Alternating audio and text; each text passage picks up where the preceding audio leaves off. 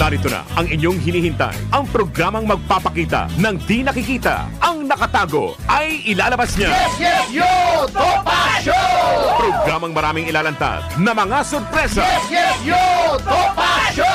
At ngayon, narito na po sila. Ang mga kwento niyang ating mapapakinggan. Si Mr. Yes, Yes, Yo, Attorney Ferdy Topacio. Yes, yo! Topacio!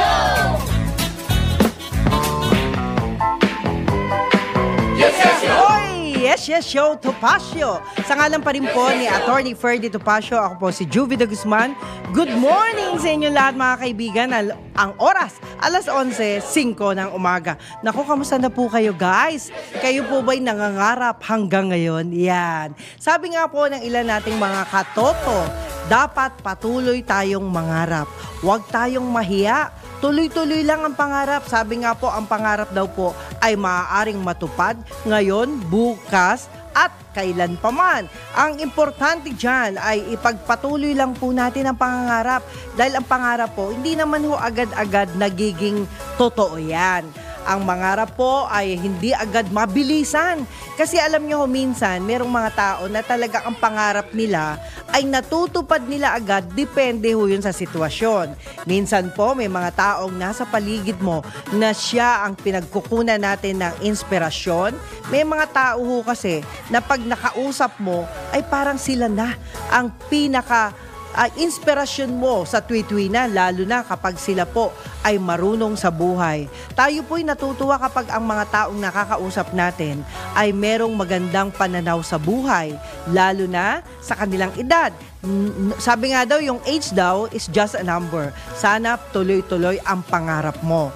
Kasi marami ho tayong mga pangarap na mula noon hanggang ngayon ay minsan merong hindi pa nangyayari. Yung iba naman minsan pala ang pangarap pala umaabot daw ng 10 years yan or longer. Kasi may mga hinihintay pa tayong pagkakataon na mas maraming offer ang ibigay sa inyo. At hindi lang po yan. Kung kayo po ay hindi tumitigil sa inyong pag-aaral. Yan, sabi nga po halimbawa, graduate na nga kayo pero hindi kayo tumitigil sa inyong pag-aaral ng mga bagay-bagay.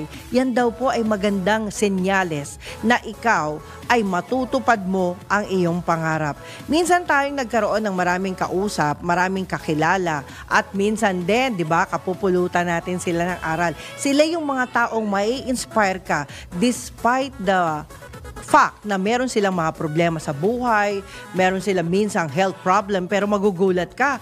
Isang pitik lang, aba, bakit okay na to? Bakit masaya na siya? Bakit lumakas siya, di ba? Kaya nga po minsan yung pangarap din dapat, lalo na kung may sakit tayo at nangangarap tayong gumaling ka agad, aba, nasa iyong katawan na yan. Meron kasing mga pangarap na minsan nakakalimutan po natin na tayo mismo ang sumisira sa pangarap natin. Minsan nagkakamali tayo ng desisyon. Minsan naman, napupunta tayo sa mga maling tao. May mga ganun ho kasi. At minsan naman, nagkakamali rin tayo na gawin ang isang bagay na alam naman ho nating mali, pero bakit natin ginagawa yan? Marami hong mga tao ang nakakalungkot kasi sa tuwi-tuwi na pinangangaralan sila, sinasabihan sila, pero nakakalimot pa rin sila ng mga bagay-bagay na dapat baguhin nila. Yun po ay tamang gawi. At kung meron hong nagbibigay sa inyo na mga pananaw sa buhay na sa tingin po ninyo ay makakabuti, nako, eto na.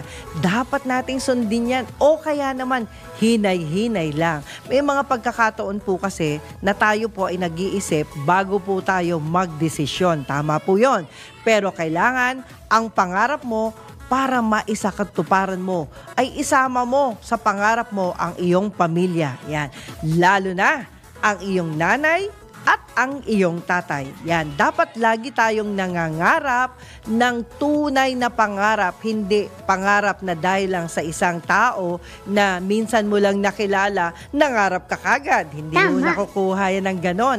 Hindi nakukuha ng mabilisan yan. Pero ang inyong magulang kapag nangarap kayo na kasama si nanay, kasama si tatay, aba, magugulat kayo at yung pangarap mo ay biglang-biglang yayabong. Yan yung mga mga nakikita natin, ako, nanggulat din ako yung aking pamangkin na lang, di ba? Sinong mag-aakala na nung araw, hirap na hirap sila sa tubig na ipandidilig nila sa kanilang mga sakahan, sa kanilang mga tanim, kasi farmer ho kami, di ba? Ang point ko lang dito, minsan hindi ko naisip na magbabago ang kanilang buhay. Kasi laking probinsya ang kapatid ko, di ba? Ako naman po ay laking Metro Manila, ika nga. At syempre, mas marami tayong natutunan sa ibang bansa, pero mas magaling ang kapatid ko dahil siya po ay hindi naman ng ibang bansa, pero nakakakitaan natin ng galing at husay na yung kanyang pangarap ay natupad niya. Di ba? Isang napakalaking bagay na ang pangarap ay tunay na wag nating bibitawan. Marami sa atin ang nag-aakala na malabo yan kasi mahirap lang kami. Malabo yan, hindi naman ganun kayaman yung magulang ko. Yan. Wag na wag kayo mag-iisip ng ganyan kasi magugulat na lang kayo na yung pangarap nyo natupad nyo. Di ba? Ako naman marami ho akong, alam nyo bakit marami ako na ikukwento sa inyong realidad ng buhay? Dahil tayo po ay hindi nawawalan ng kausap. Tayo po ay minsan nang nagpupunta kung saan-saan, di ba? Marami tayong napupuntahang lugar. At hindi lang po yan hindi basta-bastang mga tao rin ang nakakausap po natin na minsan na nating pinangarap na sana maging ganun din tayo sa kanila. Di ba? Hindi pala masama yun. At sabi nga po nila, huwag mong ikahiya na ikaw sa edad mo hanggang ngayon ay nangangarap ka pa rin. Sana po kahit graduate na kayo, kahit natapos na kayo mag-aral, di ba? Level up pa rin. Naalala niyo ba yung bisita natin dati, si Doc MJ Evangelista? Siya po ay tapos ng 8 kurso. Can you imagine, di ba? Yun po yung mga pangarap na siya po, ang sa kanya naman po, hindi ko maintindihan. Bakit siya tumapos ng ganong karaming kurso?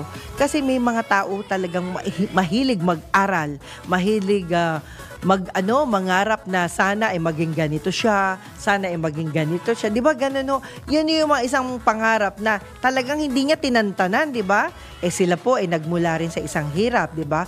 Hirap sa buhay, hindi basta-basta ang tuition fee ng mga kursong kinuha niya. Di ba? Yung mga doctorate, yung nursing, yung psychiatrist, di ba? Malaking yan. Malaking tuition meron dyan. Kasi may dati rin tayong kaibigan. Yun namang isa nating kaibigan, sayang sad to say naman, halos sa araw-araw magkausap po kami. Pumanaw na, talagang ganun ang buhay.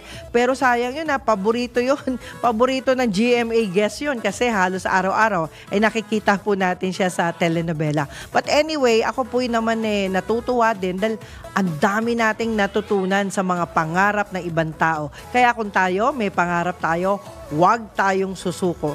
Tuloy-tuloy lang ang laban, sabi nga po. At hindi lang po yan. Minsan, di ba, yung mga boss natin, marami silang mga pangarap para rin sa atin. Kaya sila minsan, nagpupursige sila, naturuan ka, bigyan ka ng mga moral lesson, bigyan ka ng mga tulong na, sabi nga tulong kaalaman, di ba? Yan po wag nating ikasama ng loob yan.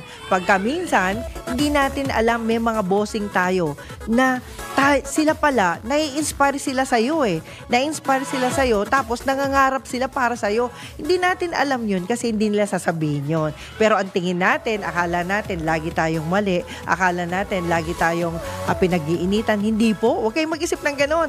Dahil ang mga bossing natin, kapag nakikita nilang napakagaling mo sa lahat ng bagay, lalo na kayo na mga nanonood ngayon, ayan, alam nyo kung sino kayo. Siyempre, kayo po ay ibig sabihin mataas ang pangarap sa iyo ng namumuno. Yan. Laging ganun dapat ang thinking natin. Huwag tayong patatalo sa mga demand ng iba. Huwag tayong patatalo sa anumang sabihin nila. Basta, lagi lang pagbutihin mo ang iyong ginagawa. Bigyan mo ng saysay ang iyong oras at panahon nang ito'y hindi masayang. Yan ay isang malaking bagay na dapat natin pakatandaan. Tuloy-tuloy lang ang pangangarap. Natutuwa naman din tayo at ilan din sa ating mga nakaagapay din ay meron ding mga ilang bagay na nais ipaalam sa atin. Alam niyo po ba, marami ho tayong mga early marriage, early pregnancy, na minsan, syempre, alam natin, mali, di ba? Marami hong nagkakamali sa buhay kasi nga po, nakalimutan nilang humingi ng advice kay nanay o kay tatay. May mga taong ganon. May mga bata na mas mahaba pa ang oras nila sa cellphone nila kesa kausapin ang kanilang mga magulang. Alam niyo po ba, ang sobrang tagal sa paggamit ng cellphone, yan, nakakasama po yan sa utak ng tao. Tandaan po natin yan. Ang sobrang haba ng panahon sa paggamit ng cellphone ay maaaring makasira po sa ating mga kaisipan, yan. Kung kayo po ay madiskarte at meron kayong konting pahinga, konting pikit lang, yan. Dapat meron kayong ganyan. May konting break. Sabi nga po, minsan din natin nababantayan yung mga anak natin, di ho ba? Yung iba dyan, take note, yung ibang mga nanay dyan, kasi si tatay wala. Si tatay usually, yung mga tatay ho kasi talagang kalakaran na yan, na yung mga tatay ang naghahanap buhay. Usually, yung mga tatay ang nagpo-provide ng financial help sa bahay. Usually, yung tatay ay wala sa tahanan dahil sila po ay naghahanap buhay. So, sino ang kasama ng anak? 24/7, di ho ba yung nanay? Ngayon, si nanay naman sa sobrang dami ng kanyang ginagawa. Mantakin nyo guys sa dami ng ginagawa ni nanay, ang iaabot niya ay cellphone. Ayan, marami akong nakikita ganyan. Ako guys, mali po yun. Cellphone ang binibigay sa anak, kahit baby pa cellphone. Meron ako, sa probinsya ko ito nangyari, no? Meron ako isang baby pa talaga. Wala pa siyang 1 year. Can you imagine? Nagsi-cellphone na at hindi lang yan pag nakakita siya ng liwanag sa cellphone na yon, tuwan-tuwa siya. Pero once na kinuha yung cellphone na yon, naku, walang tigil ang kanyang pag-iyak. Ang isip ko tuloy, ano nangyari? Ba't nagkaganon yung baby? Baby pa yun Nung dumating naman siya sa 1 year, 2nd year, eto na. Marunong na siyang mamili ng kanyang bubuksan. Marunong na siyang pumindot-pindot. Aba, hindi pa ho nakakapagbasa yun Marunong na siyang mamili ng gusto niyang panoorin. Ay, guy, nagulat ako.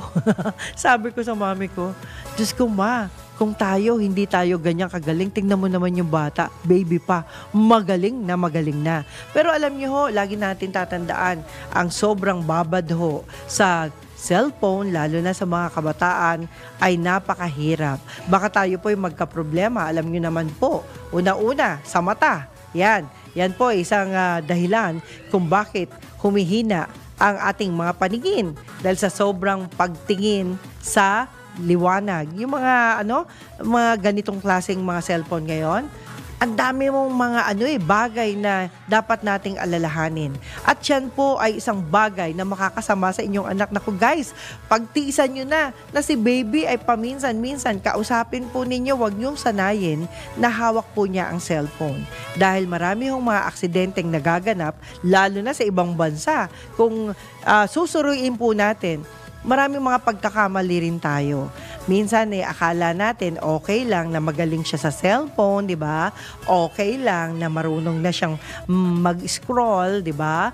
Okay lang na meron na siyang pagkakataon na parang bang nakakabasa, di ba? Yung drawing lang, yung mga icon, believe ka sa kanya, talagang nakakaintindi siya. But, baka naman magulat na lang ho tayo na magkaroon ng mga future problem ang inyong mga anak.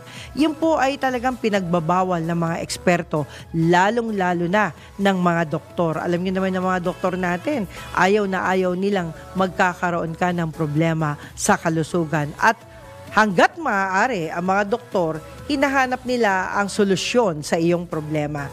Yung mga solusyon na yan, depende rin sa ating pangangatawan. Lagi natin tatandaan. Kung sa tingin natin, sa pagkain natin ng isang bagay, di ba?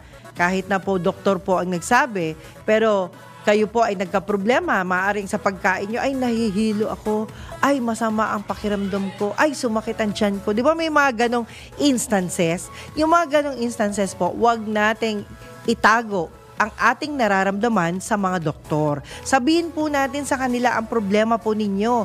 Wala akong problema yan kasi una-una, kung magsasabi po kayo, sila mismo ay gagabayan tayo kung ano ang tamang inumin, kung ano ang tamang gawin, kung ano ang tamang kainin. Lagi nyo tatandaan, ang pinakamabuting gamot ay minsan ay pagkain. Hindi po yung iniinom na gamot yung pagkain na inyong tinitake araw-araw. Yan po ang pinakagamot. Sabi nga po ng mga eksperto, let your food be your medicine. Yan po ay ilan sa mga naaalala ho natin at sa tweet-tweet na yan po ay naririnig ko. Minsan kahit natutulog ako let your food be your medicine. Kailangan mag-isip tayo. Ano yung mga kakainin natin ngayon? 'Di ba? At mamayang tanghali at mamayang gabi o kaya naman sa oras ng merienda. Pero ang sabi naman ng isa kong kausap, hindi ko nababanggitin yung mga pangalan nila guys kasi po, ito po yung isang, alam nyo, madalas po tayo sa mga press con ng mga doktor. Yan. Ginagamit po natin ang kanilang kaalaman sa pagbibigay din ng impormasyon sa iba. Bakit? Dahil alam nyo naman, nag-aral po sila. Ang mga doktor ay mahabang panahon silang nag-aral at alam po nila ang mga tamang gabay para sa atin. Sila po hindi naman din, sabi nga marami po silang nalalaman pero minsan magugulat kayo, doktor mismo nagkakasakit din. Doktor mismo, di ba, namamatay din, mga ganon. But tayo po ay ginagabayan ng mga doktor sa anumang problema meron tayo. Hindi nyo ba napapansin? Merong eksperto sa puso, merong eksperto sa kidney, di ba? Merong eksperto sa lungs. So, ibig sabihin, not all the time, lahat ng doktor ay nakakaintindi sa iba't ibang parte ng katawan, sa iba't ibang parte ng internal yung internal na mga natin, mga panloob, na mga bagay-bagay na maaaring doon sa kinain natin, yan ang nagiging problema natin. At minsan, ang labis na kalungkutan ay nakasasama. Tatandaan po natin wag na wag tayong laging nalulungkot. Yan. Pero, hindi masamang tumawa mag-isa. Huwag kayong malungkot. Tumawa naman kayong mag-isa kahit mag-isa lang kayo. Alam niyo mas maganda daw yan sa puso natin ang pagtawa. Naalala niyo yung mga kanta na tawanan mo ang iyong problema? Kaya kung kayo po ay may problema, ay huwag kayong malungkot. Huwag niyong i-depress yung sarili ho ninyo. Umiwas kayo sa depresyon. Umiwas kayo sa stress. Kasi yung sobrang pagto-throwback ng mga bagay na nakasasama sa inyo. Kahapon nga po isang kaibigan natin, ang throwback ng throwback sa mga nakaraan.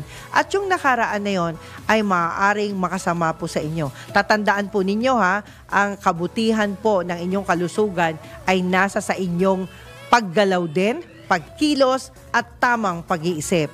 Meron mga tao kasi na sa sobrang depression o kaya naman nagmamahal kayo, 'di ba? Meron ganun. Nagmamahal kayo, kaso yung minamahal ninyo ay puro problema binibigay ninyo. Naku po, guys, tatandaan niyo, yan po ay toxic. Sabi nga ng ilang eksperto din, kung meron kayong mga kasamang toxic, umiwas na po kayo. Bakit? Dahil yan po ang magpapalala ng inyong nararamdaman. At kung nalulungkot kayo, hanapin nyo yung mga taong masayahin. Hanapin ninyo yung mga taong nagbibigay sa inyo ng kasiyahan. Huwag kayong umiwas doon sa mga taong parang ang tingin nyo, praning, hindi naman ho.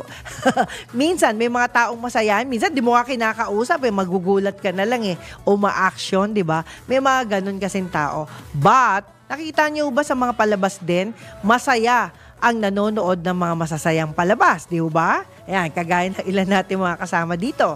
Yun ay dapat ninyong pagtuunan ng pansin the way na kung paano sila mag-deliver ng kanilang mga sinasabi. Yun po yung masasayang bagay na dapat po nating isaisip. At sa tweet-tweet na, para tayo ay makaiwas sa mga problema at ang kalungkutan ay mawawala kung tayo po ay iiwas mismo.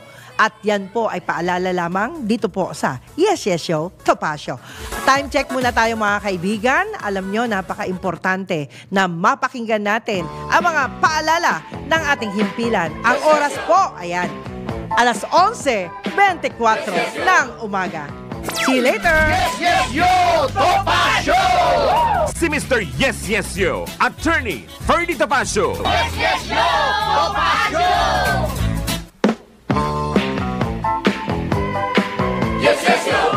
Yes, yo, Topacio. Siyempre, sa ngalan pa rin po ni Attorney Ferdy Topacio.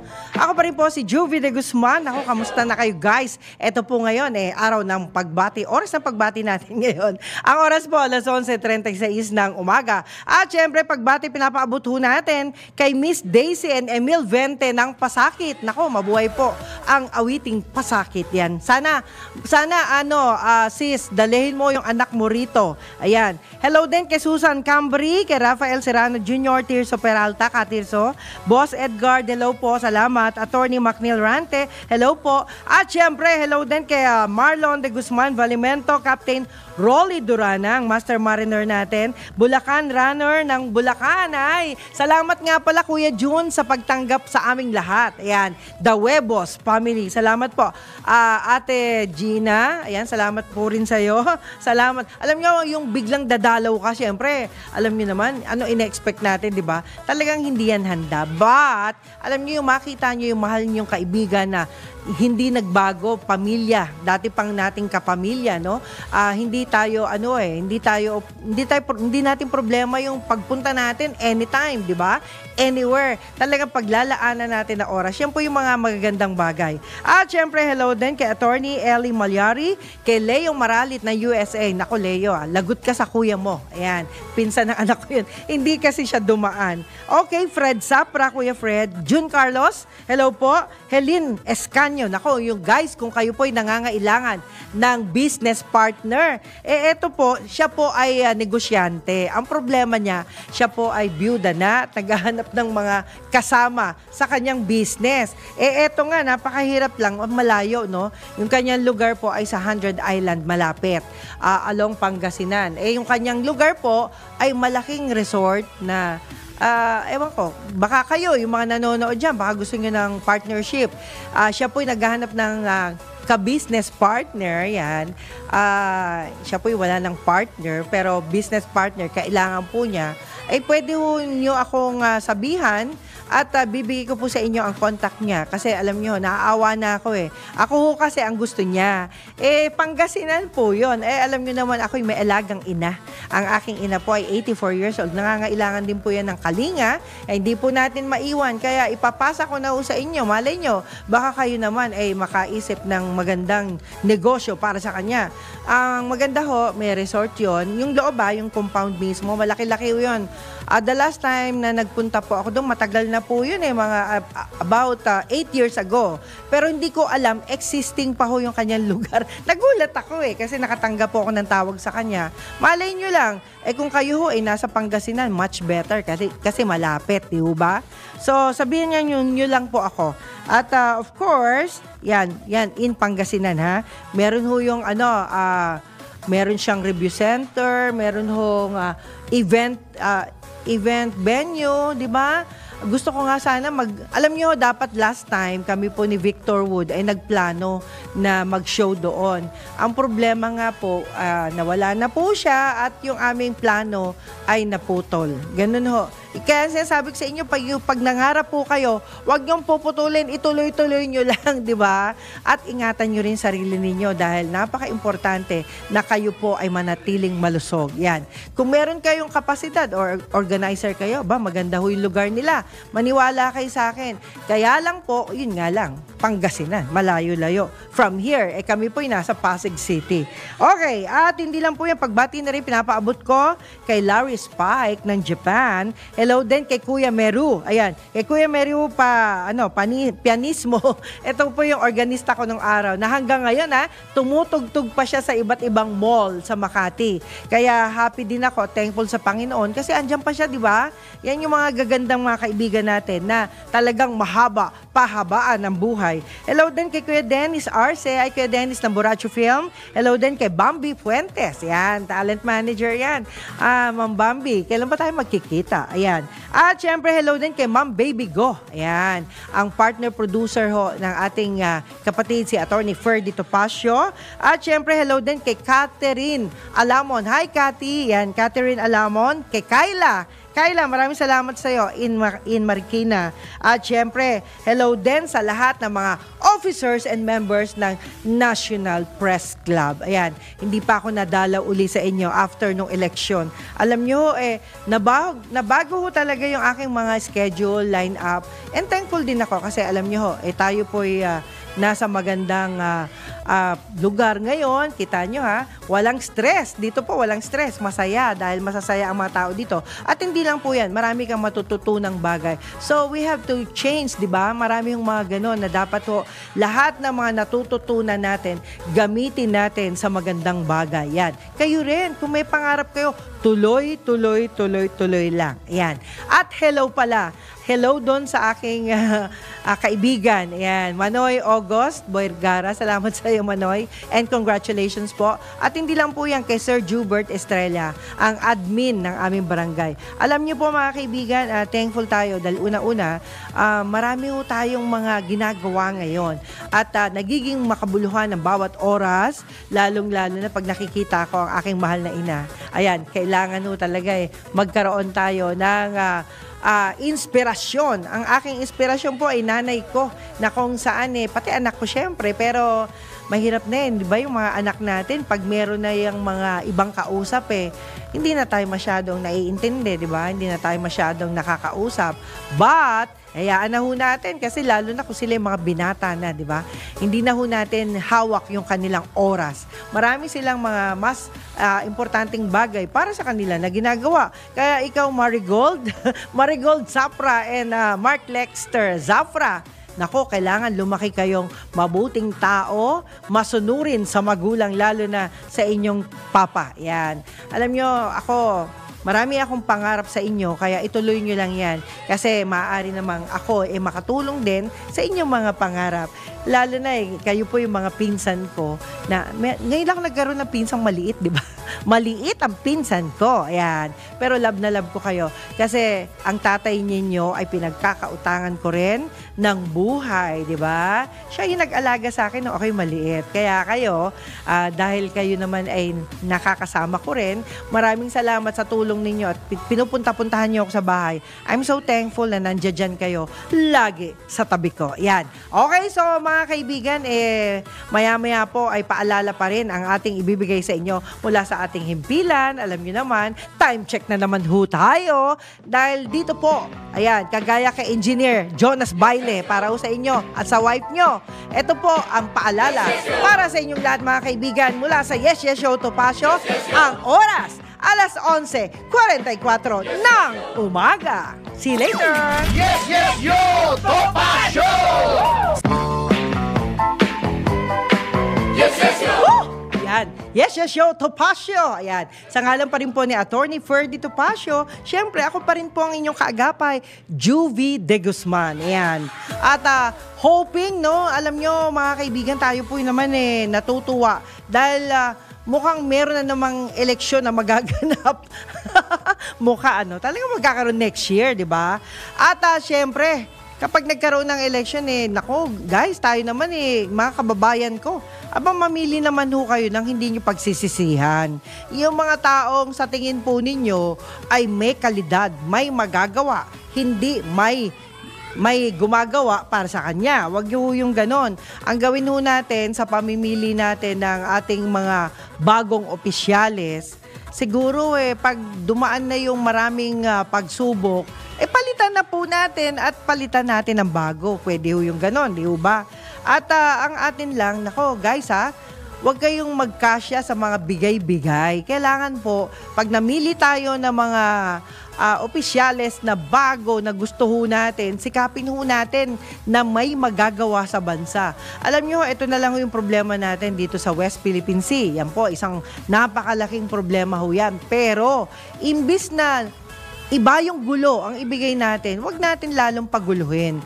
Alam natin na matatapang kayo, no? Pero atakbo, di ba? Marami tayong mga kababayan, atapang pero atakbo. Hindi naman ho natin kakayanin na konti lang tayo. Hindi ho natin kakayanin na tayo walang armas. Siguro pakiusap ko lang sa DepEd, hanggat maaari, no, sa DepEd, importante ho guys, no, na sana po kayo mismo, di ba? Lahat ng mga estudyante, bigyan natin ng pagkakataon na matuto ng martial arts. Alam nyo, gusto ko yan eh. Nasabi ko yan dati sa isang kaibigan ho natin. Ay, malay ko, kung makokontak natin bukas, no, ay ano natin.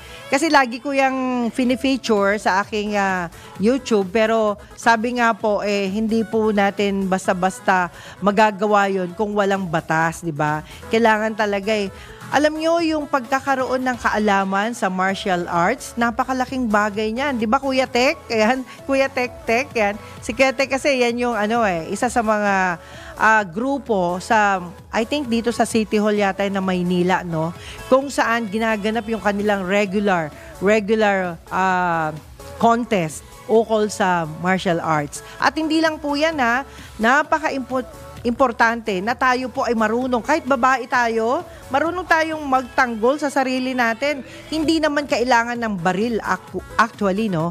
Kung tayo po ay marunong sa sa karate, yan. Marunong tayo sa mga taekwondo, yan. Napakalaking bagay, guys, no? Ito nga noon pa man din. Noon kasi mahilig talaga ako dyan. Kasi ako po under the Trovador Ramos martial arts. At hindi naman tayo naging black belter, pero marunong tayo ng konti. What I mean is, kapag tayo po ay marunong sa mga ganitong pagtatanggol sa sarili, hindi po tayo madedehado, mga kaibigan. Alam nyo, yung may hawak ka lang payong, ang laking bagay. O kaya may hawak kang bag na kaya mong gamitin bilang tagapagtanggol mo. O kaya naman meron tayong mga ginagawa na bagay-bagay na hindi natin kailangang saktan yung tao, kundi bigyan lang natin ng konting lesson, di ba? May mga ganun. At pag ang lahat ng estudyante ay marunong sa ganyan, ay baka hindi na ho masyadong mag-aaway yan. Kasi bawal hong gamitin ang iyong kaalaman para makapatay. Yan. Kailangan gagamitin lang po natin ang ating kaalaman sa martial arts kung kayo po ay merong emergency o kailangan yung ipagtanggol ang inyong sarili. Dahil kadalasan, pag tayo po ay nakasakit at ginamit niyo yung kaalaman ninyo, hindi po tayo lisensyado para manakit. Yan. Kailangan po gamitin po natin yan sa tamang paraan. Yan. Yung pambubuli po, di ba, minsan maraming nagagalit, talagang nire-release nila yung kanilang galit. Pero sana po sa mabuting paraan. Lagi natin tatandaan, dapat lahat po tayo ay merong pagkakataon na ipagtanggol ang ating mga sarili. Kahit tayong mga babae, no? Bigyan natin ng karangalan ang ating mga sarili bilang babae, di ba? Dapat tayo po ay marunong din magtanggol sa ating bansa, di ba? Sa pamamagitan ng kaalaman natin, pisikal. Hindi na kailangan yung meron tayong panaksak, hindi na kailangan yung meron tayong baril, meron tayong Armalite. Ang dapat lang may hawak niyan yung mga men in uniform. Actually, silang dapat may karapatan na meron yan Yung mga private citizen hanggang maaari para maiwasan yung iba yung problema. Diba? Kita nyo, naalala nyo ba yung dati na siguro dahil may baril siyang dala, kaya siya nakapatay. Meron naman dyan wala sa loob nilang manakit, pero nakapatay sila dahil nga meron silang dalang armas. Pero kung wala siguro, hindi yung mangyayari yung mga ganong sitwasyon. At saka yung init ng ulo, napakahirap niyan. Lalo na kung meron kayong mga baril, lisensyado nga yung baril ninyo. Wala naman kayong PTC. Naku, importante din yan. Baka kala nyo kung may lisensya kayo, meron pa dapat kayong karapatan na bitbitin ang mga baril ninyo. At lagi nyong tatandaan, kung ang sasakyan ninyo ay may baril, never ninyong sasabihin yan daw, ha? Sabi ng mga nagsabi sa akin, pero hindi ako sure, no? never ninyong pahawakan ang iyong sasakyan kung kayo naman ay walang search warrant. Yan. Yun yung mga dapat nating tandaan mga legality ng ating mga ginagawa sa Tweetwina. Dahil yung kaalaman ho kasi importante yan. Dahil una-una, para maiwasan ho yung ikakapahamak din natin. At dapat, ipagpatuloy ho ninyo ang pagrespeto sa kapwa. Huwag ho kayong laging bastos. Ayan. Meron ho dyan mga dadaan-daan lang sa kanilang nanay, dadaan-daan lang sa kanilang tatay, walang pakialam. No, it's not good. Huwag niyong sanayin ang inyong mga sarili na hindi nagrereklamo si nanay sa ginagawa ninyo. Huwag niyong sanayin na hindi nagrereklamo ang tatay ninyo. O what you call daddy, or si mommy, o si mama, o si papa, ano man ang tawag niyo sa kanila. Huwag niyong gagawin yan. Dahil ang respeto po ay panatilihin po ninyo. Huwag ninyong sayangin ang inyong mga panahon sa paglaki, sa pagtanda na wala kayong paggalang sa kapwa. Tandaan niyo yan. Kasi alam niyo po, babalik at babalik po sa inyo ang mga ginawa ninyong mali sa inyong mga magulang dahil pagtanda nyo, magiging magulang din kayo. Unless magulang ka. Ayan. Iba yun Iba yung ibig sabihin ng magulang. Yung magulang na parents o kaya naman magulang, ibig sabihin manluloko ka. Yun yung magulang. Wag naman ho tayong maging magulang sa kapwa. Ang gawin ho natin ay maging pakinabang tayo. Di ba, Sir Anton? Ayan. Si Attorney Anton. Ayan. Isa yan sa mga natin, mga natutuwa tayo sa mga news niya, di ba? Yun ang mga lagi nating tandaan. Behave tayo lagi para yung Panginoon ay magbigay sa atin ng mas iba yung biyaya na kung saan ay makakamit nyo nang hindi ninyo alam. Darating ho yan. Magugulat na lang kayo kasi lahat ng kahilingan ho ninyo, basta mahusay ang inyong ginagawa, ay wala kayong magiging problema. At ngayon, ito na yung pagkakataon natin para makapagpasalamat. Dahil alam nyo naman, lahat ng programa ho dito, ito ho yung ating pagpapasalamat sa mga taong ito na mga on duty. Salamat po sa ating news director nandyan si Judith Estrada Larino. Thank you so much. Ang ating news director o news desk editor, yan, si Boss Drew Nasino. Andyan din ating tech engineers, yan, si Winner Contehino, Jeneline Rico Hermoso, si Ken Sale at si Giljon Reyes. Thank you so much sa ating broadcast IT nandiyan si JV Dominguez, ang teleprompter natin si Neil Joy Abella, ang writers natin si Mayan Day Palma, of course, si Charles Laureta at si Jen Patrolia. At ang ating walang sawang mga umaagapay sa atin, ang ating CAs. Nandyan po si Yasmin Pantaleon, Daniela de Guzman, at yung ating intern si Aisen Lois Moises. At antabayan ninyo mga kaibigan, ang susunod na programa, ang Balitang Bayan with Boss Drew Nasino. Ako pa rin mga kaibigan, ang inyong lingkod, Juvie de Guzman. Sa ngalan po na aking kaagapay, ang ating piloto, maraming salamat. Sana po, manood pa rin kayo. Tuloy-tuloy lang sa lahat ng mga programang narito sa DWIZ at Aliw Channel 23. Ako po si Juvie de Guzman, sa ngalan pa rin ni Attorney Ferdy Topacio. Ang oras po, alas 11:59 ng umaga. Yes, yes, yo! Yes, yes, yo! Topacio! Si Mr. Yes, Yes, Yo, Attorney Ferdy Topacio. Yes, yes, yo! Topacio!